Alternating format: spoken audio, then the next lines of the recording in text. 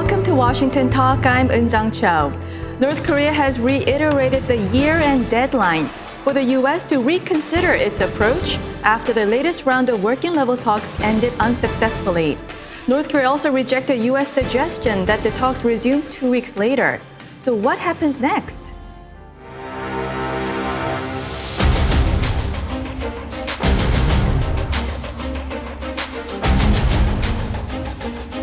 기대감을 한껏 부풀게 하였으나 아무것도 들고 나오지 않았으며 우리를 크게 실망시키고 협상 의욕을 떨어뜨렸습니다.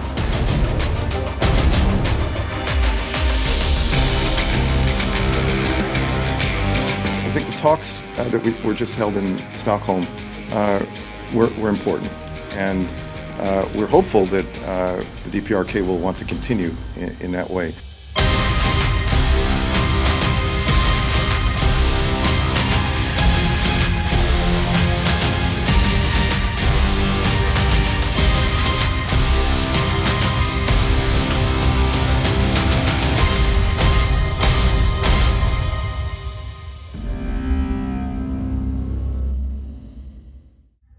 In the studio with me today, Mr. Frank Jannuzi, president of the Mansfield Foundation and former advisor to the Senate Foreign Relations Committee. Also joining me, Mr. Scott Snyder, director of U.S.-Korea Policy Program at the Council on Foreign Relations. His latest book, South Korea at the Crossroads, charts the evolution of South Korean foreign policy and strategic choices. Welcome to the program. Thank you. Good morning. Now, Frank, after the breakdown of the Sweden working-level talks, U.S. accepted Sweden's offer to come back to the talks in 2 weeks, whereas North Korea didn't. Why do you think the United States is eager to come back to the table?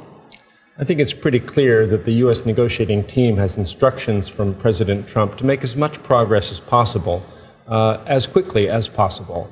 And while the North Koreans seem to be more reluctant, wanting the United States to perhaps soften its negotiating position, I think the American side is really eager to establish a pattern of working-level talks that can be consistent and sustained to lay the groundwork for a successful third summit. So for the moment, the U.S. is the more eager of the two partners. Mm-hmm.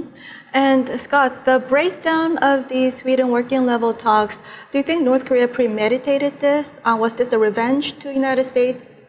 Well, I did think in retrospect that Vice Minister Choi Sun-hee made a very interesting statement in anticipation of the talks, saying that the talks would occur for 1 day in Sweden. And I think that in a way it played out exactly as she projected. She indicated that there would be 1 day of talks, and she did not indicate the possibility of extending those talks, and in fact that's what we saw. Mm-hmm. So, Frank, are we now in for a complete termination of talks between U.S. and North Korea, or do you anticipate talks to resume sometime soon? Well, I hope they will resume, but I think that we are in a position right now where the North Koreans have basically signaled to the U.S. side, we're not very interested in talking with you until you first reciprocate the measures that the North has already taken. Now, of course, the U.S. side might quibble with whether those steps deserve additional reciprocation, but clearly the North Koreans are looking for some sanctions relief. They're looking for some further reduction in the American ROK joint military exercises and military posture. All of this to sort of sweeten the negotiating atmosphere prior to the resumption of these working level talks. So we're definitely in a pause period where the U.S. side is going to have to assess what, if anything, they're prepared to put on the table to convince the North Koreans to resume serious talks. Mm-hmm. So just like what Frank just mentioned, North Korea is demanding the United States to reciprocate to its what it calls confidence-building measures, and also ask the United States to stop the hostile policy on North Korea. So compared to North Korea's position at the Hanoi summit, where North Korea offered to denuclearize Yongbyon facility, do you think North Korea has hardened its negotiation position? I do see North Korea as reverting to their previous talking points with regard to what it would take to move forward. And that may represent a little bit of a battening down of the hatches in North Korea in terms of their approach. It actually raises the question of whether whatever window of opportunity that might have been open might have started to close. But I also think that the North Koreans are going to look very hard at the information that they received in Stockholm, and that whether or not they come back to talks will probably be dependent on how they interpret the opportunity to move forward. There may also be an opportunity for President Trump to weigh in personally, as he has in the past, with personal messages to shape the way that the North Koreans perceive the Swedish talks. So on that point, North Korea, during that Swedish talks, rejected U.S. offer for consecutive and intensive negotiations. What is telling about this? Well, I think it does show the North Korean preference that Scott was even alluding to, the old style that they have enjoyed with President Trump of really going right to the top. That they believe that President Trump is the person who can unlock the more conciliatory American approach. And so it may be that their reluctance to enter into the serious, sustained, working-level talks is because they believe that the U.S. negotiating team will strike a harder bargain than the president might. So perhaps they're holding back in the hopes of bringing Trump to that third summit. Yeah, I agree very much with Frank on this. I think that the North Korean strategy has always been to try to engage with President Trump at the perceived moment of greatest political need in order to get a concession that they might not otherwise be able to get.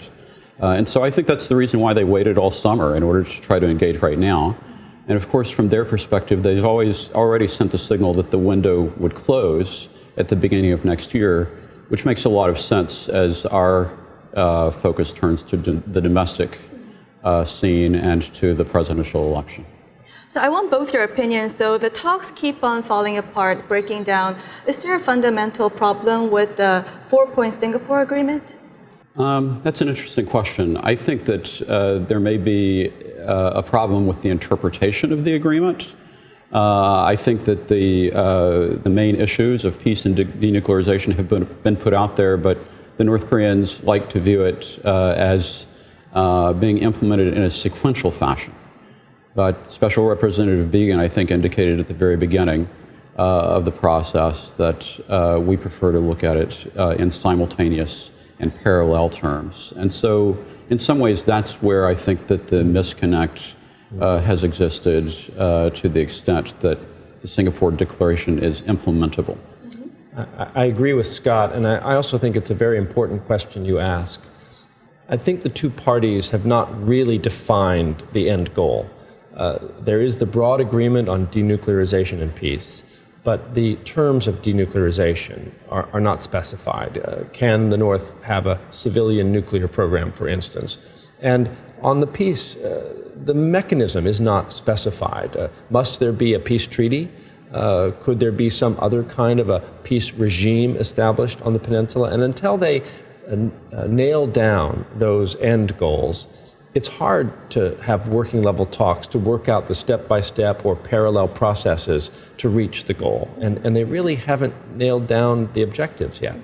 Yeah, so as Frank just mentioned, there are growing calls, as talks hit a snag, there are growing calls for the Trump administration to turn to a more phased approach.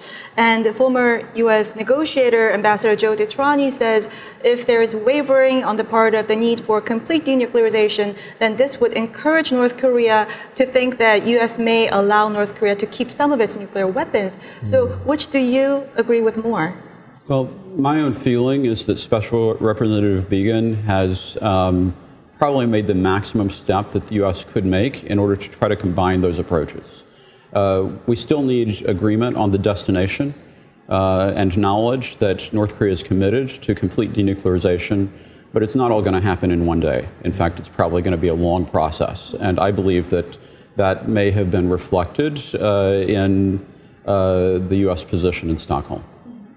And Frank, North Korea threatened that its moratorium on ICBM testing and nuclear testing is totally dependent on the United States. Do you think North Korea may take that decision to restart ICBM testing? I think it's unlikely that North Korea would essentially give the United States an excuse to resume a maximum pressure style campaign of sanctions against the North. Kim Jong-un has spoken repeatedly about the importance of economic modernization and economic progress for the North Korean people. And I expect that his New Year's address in 2020 will also very much be focused on those economic goals. So while the North will always reserve the right to return to the more provocative posture that they had in 2016 and 2017, I think there are many reasons for them to hold those threats in abeyance, including the likely response of China, which would be quite hostile to any North Korean resumption, especially of nuclear weapons testing. So I don't want to say that it's empty rhetoric on the part of the North, but I believe that there are a wide range of retaliatory measures they could introduce in the new year to demonstrate their displeasure. But ICBM testing and nuclear testing, I think, would be unlikely. Let me just say that I think that North Korea is really struggling to find elements of coercion designed to send the signal to the U.S. that time is not on its side. I think that we've seen this for some time. They're trying to signal that they still have those measures at their disposal. But it is true that really the bar, it's not necessarily President Trump, but it is the China-North Korea relationship. And what the North Koreans cannot afford to do, I think, is to take actions that turn the Chinese in a more negative direction toward North Korea. And Frank, the chief North Korea's negotiator, Kim Myung Ju, you worked with him while he was at the North Korean mission at the United Nations. So was he the kind of character to walk out of the meeting and make angry statements? Well, you know, I did have many interactions with him when he was in New York, principally dealing with the arrest of American citizens and attempting to secure their release. I found Kim Myung Ju to be a rather dispassionate person, all business, very serious, but a reliable interlocutor in that he never overstepped the instructions that he had been given, and he spoke within his authority. And so when I was dealing with him, I always felt that I could trust that what he was saying was truthful. Now, the reports of his sort of emotional outburst, the North Koreans are pretty good at the drama stage. So it wouldn't surprise me that occasionally they would bang the table or express their displeasure that way. That's part of diplomacy. Americans are not typically as good at it as the North Koreans are, but occasionally we have to remind ourselves not to take it too seriously. And you saw firsthand that he was groomed to be a nuclear negotiator. Yeah, when I first met him in the early 1990s, he was part of the Institute of Disarmament and Peace team that was really being prepared for engagement with the United States. Mm-hmm. And we subsequently saw that small team has been very durable in the 1990s and 2000s, and now even today, with Ambassador Kim leading those negotiations. Mm-hmm. And Frank, European countries, 6 of them, condemned North Korea for launching the submarine-launched ballistic missiles, and North Korea blamed United States for being behind this movement. So why is North Korea blaming the United States for the legit concerns by the European countries?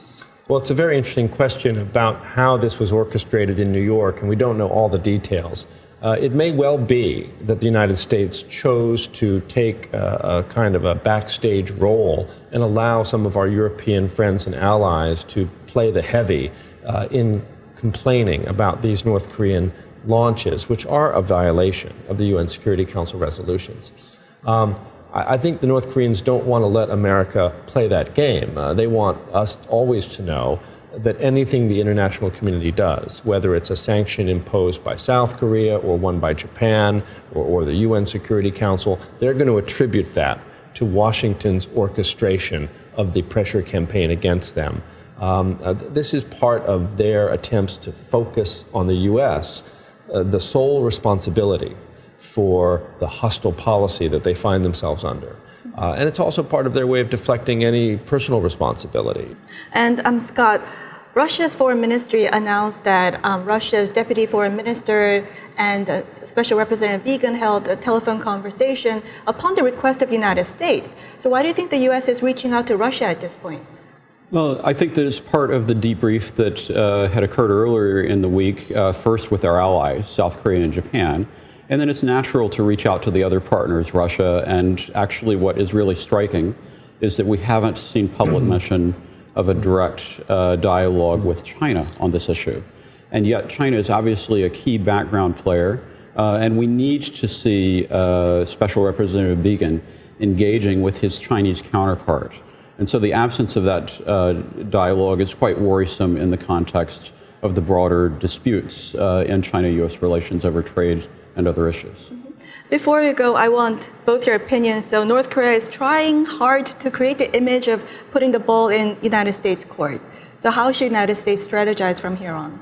Well, John Kerry used to say about the North Korean situation that everyone likes to argue about, whose court the ball is in, and that often the ball is stuck in the net and someone has to go get it. And I think right now we are in one of these situations where both sides are looking to the other to make the first diplomatic concession. The U.S. is the stronger power. We should seize the initiative. We should put offers on the table that compel North Korea to respond. Whether those offers are inducements or a new round of pressure and sanction, I can't say, but it really is incumbent upon the United States, if they want to see a change in North Korea's behavior, for the United States to seize the initiative. Mm-hmm. Well, I would say that we need to engage diplomatically in that way, but it's precisely the instrument of compulsion that I think is now missing in terms of the environment for negotiations. I don't think that North Korea is feeling the pressure because of the improved relationship with China. And that's the primary reason why I think that there's a possibility that for now the window for productive dialogue is closing. Well, we'll have to leave it there and now watch video for our next discussion. 米朝首脳会談に今朝、北朝鮮が2発の弾道ミサイルを発射いたしました。厳重に抗議し、強く非難します。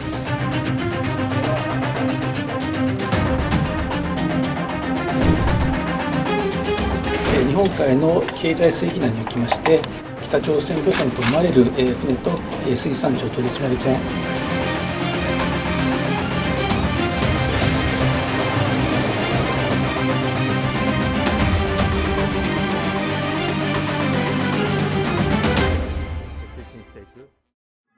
Prime Minister Abe has offered to hold a summit with Chairman Kim without preconditions.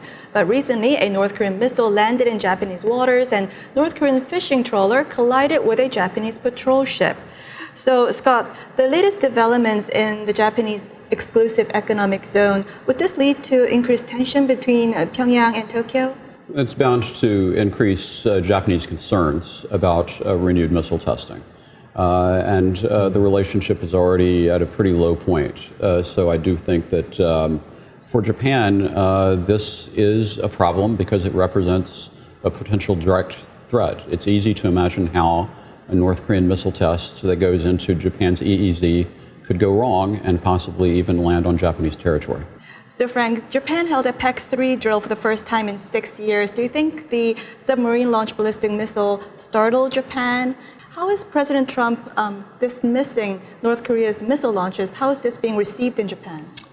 I hope to hear more directly from Japanese officials about their response. I do think the PAC-3 test was the government of Japan demonstrating to the Japanese people that they have ways to respond to the North Korean ballistic missile threat. And I believe that it was a direct response, likely, to that SLBM test.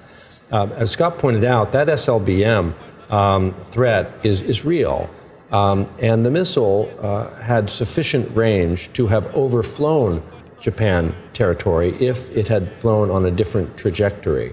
So it was a threat aimed directly at Japan by North Korea, demonstrating capabilities that Japan is very concerned about. And when President Trump dismisses shorter range missile tests, whether they are land tests or SLBM tests, it does cause a great anxiety in Tokyo because they really want to ensure that Japan's equities are not ignored in the process of the peace and denuclearization talks that are underway. So I imagine there was a sternly worded phone call from someone in the Japanese Gaimasho to the State Department saying, could you please remind your president that we are not ignoring these short-range tests, and neither should you. Well, I think this is the area where we have seen the greatest evidence of public disagreement between President Trump and Prime Minister Abe. It's been quite striking. It's happened twice. And otherwise, I think there's been great effort by both leaders to really minimize disagreement. And so this really stands out as a fissure. And it's pretty clear that the North Koreans are interested in trying to expand that fissure.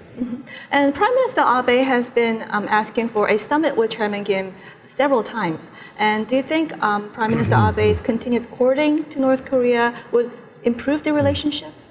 Well, it depends on Kim Jong-un, but I think that the really interesting question is whether or not Tokyo can find a way to use the hosting of the Olympics in a similar fashion to the way that South Korea was able to use the hosting of the Winter Olympics as a means by which to change the trajectory of the Japan-North Korea relationship.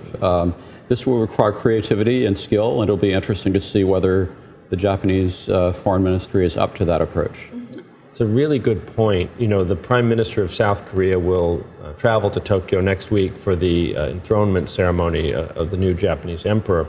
And the Olympics in 2020 looms as this very important diplomatic opportunity for Japan, not only to signify its reemergence in the region as a major player politically, economically, militarily, but potentially to bring a unified Korean Peninsula athletic team from South Korea and North Korea to Tokyo and use it as an opportunity to improve relations. I will point out there's also the threat that things could go horribly wrong, and that if Japan-South Korea relations are not repaired sufficiently by next summer, you could see a unified Korean boycott of the 2020 Olympic Games, and really see that overshadow what Japan and Prime Minister Abe himself hope to be this wonderful celebration. Wow, the unified Korean boycott could be on the extreme end of the circumstances. There's a concern on Japan and South Korea relations, yet the chief nuclear negotiators met in Washington right after the breakdown of the Swedish working level talks. So is this a sign that even though the difficulties in bilateral relations between Seoul and Tokyo, it will not hinder their cooperation on the North Korea issue? Well, I think it's a sign that the magnitude of the threat from North Korea is sufficient to bring the three together, but it definitely does not signal a closing in that gap. North Korea has also provided a pretext for South Korea to change its position on the issue of GSOMIA renewal, because they have shown that they are a threat that requires intelligence coordination. So I actually think that this is a kind of opportunity for South Korea to get out of a difficult position on that issue. We'll end our conversation here and now move on to our next segment. Now, time for the photo moment, time to look at an interesting North Korea picture. Today, we have a photo of the North Korean leader visiting a military farm soon after the breakdown of the working level talks. He urged the development of high-yield crops to solve the food problem. International organizations forecast this year's harvest in North Korea to fall below the previous 5 years. Scott, what's your reaction?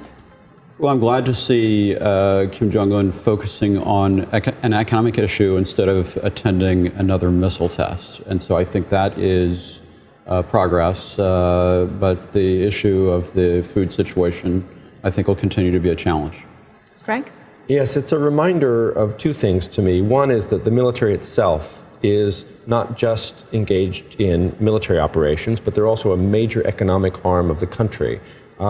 But also, as Scott has pointed out, you know, Kim Jong-un's focus are meat and potato issues, if you will, or in this case, maybe corn and rice and kimchi issues. And those are what are most important to the North Korean people as well for the coming year. Well, that's all the time we have for this week. Scott, Frank, thank you for joining us. Thank you, Eun-jung. Thank you. And this was Washington Talk from the Voice of America, and I'm Eun-jung Cho. Join us next week for more analysis on North Korea.